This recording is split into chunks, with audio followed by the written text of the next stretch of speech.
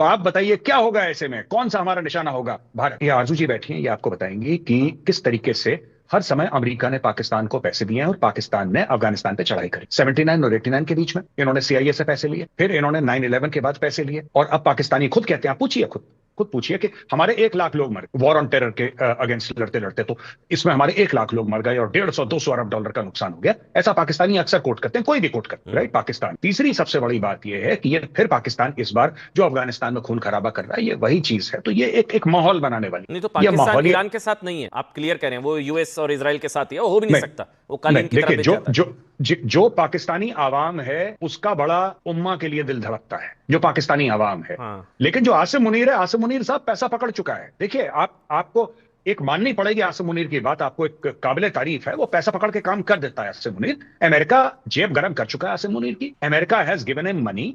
ये सारा का सारा जो पैसा आ रहा है कि साहब F-16 के लिए 400 मिलियन ले लो, या वुमेन एजुकेशन के लिए 300 मिलियन डॉलर ले लो, या पोलियो के कतरों के लिए आप 150 मिलियन ले लो, ये काय के लिए? जितना पोलियो के लिए पाकिस्तान पैसा ले चुका है, अभी तक तो पोलियो गायब हो जाना चाहिए था पूरी दुनिया से। इनके यहाँ अभी भी है।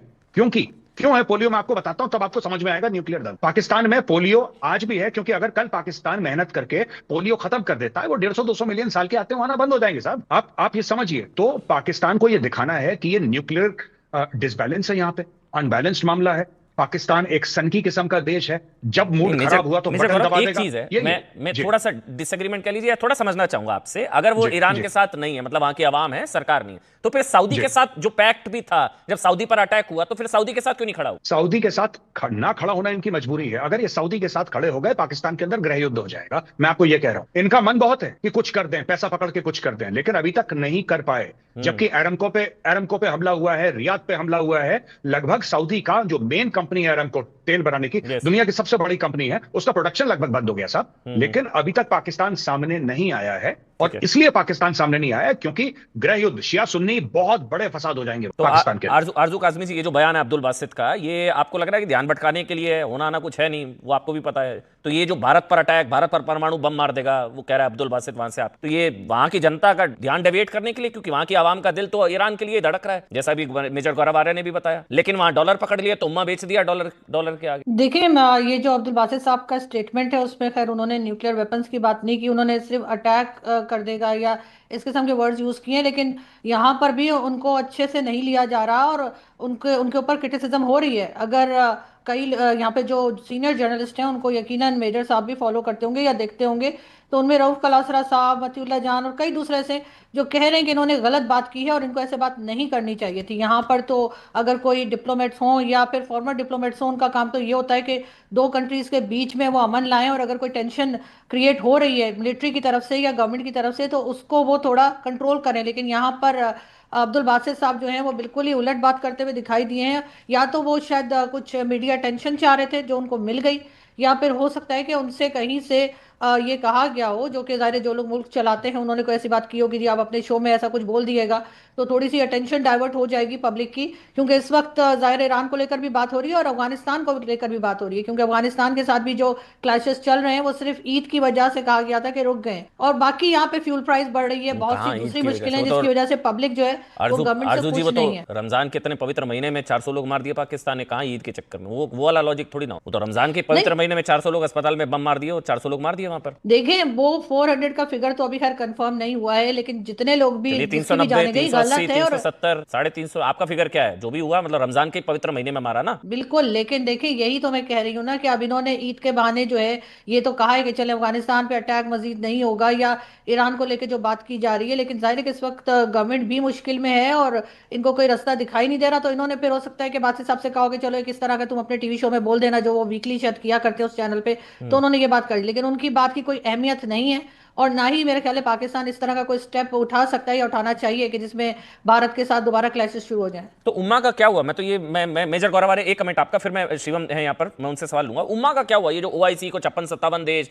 वहां का खामना, वो भी चिट्ठी लिख रहे हैं कि कोई साथ ही नहीं खड़ा हो रहा, कैसे मुसलमान है भाई यहाँ पे लोग। तो उम्मा का क्या हुआ? पाकिस्तान उम्मा ये डॉलर के चक्कर में बेच दिया? नहीं देखिए, उम्मा तो ये अलिफ लैला की जो कहानी है उसका एक चैप्टर है, तो इसको इससे ज्यादा आप सीरियसली मत लीजिए। ये कॉमेडी वॉमेडी है सब, ये फालतू की बातें, कोई नहीं। देखिए, मैं आपको एक बात बताता हूं, ईरान पे हमला किसने करा? ईरान पे हमला करा इजराइल और यूएस ने मिलकर। चलिए यूएस तक नहीं पहुंच पाए, इन्होंने जितनी मिसाइल ईरान को मारी उससे ज्यादा यूएई को मारी। यस। आप इसका क्या सेंस है? आप ये कह सकते हैं कि यूएई के पास एयर बेस है, अमेरिकन का बेस है, तो वो तो आपके कतर में भी है, वहां पे इन्होंने मिसाइल मारी। देखिए बात यह है कि उम्मा का कोई नहीं, ये सिर्फ, और उम्मा उम्मा आपको पाकिस्तान में ज्यादा सुनाई देगा, ये अरब इतना इतना ज्यादा इन चक्करों में नहीं पड़ते हैं। वो शेख अमीर है अमन भाई, वो शेख अमीर है, वो पैसे गिन रहा है, उसके पास फुर्सत नहीं है इन सब फालतू की चोचले में कि उम्मा का क्या हुआ और इसका क्या हुआ। ये पाकिस्तानियों के दिल के बड़े करीब है, खासतौर से मिलिट्री एस्टेब्लिशमेंट। तो ये बार बार बोल रहा हूं, उम्मा आज तक देखिए 57 देश है मुसलमान देश, 57। यस। क्या कर लिया इन 57 ने? एक इजराइल ने सबके नाक में दम कर रखा है, बिलाद भर का इजराइल है। मैप में अगर आप ढूंढ लें बिना जूम इन करे तो मैं आपको मान जाऊं, मैं आपको सल्यूट करूंगा, बिना जूम इन करे आप इजराइल ढूंढ लें। एक इजराइल ने सबको सबको टांग के रखा है, सबके सपनों में यहूदी आते हैं।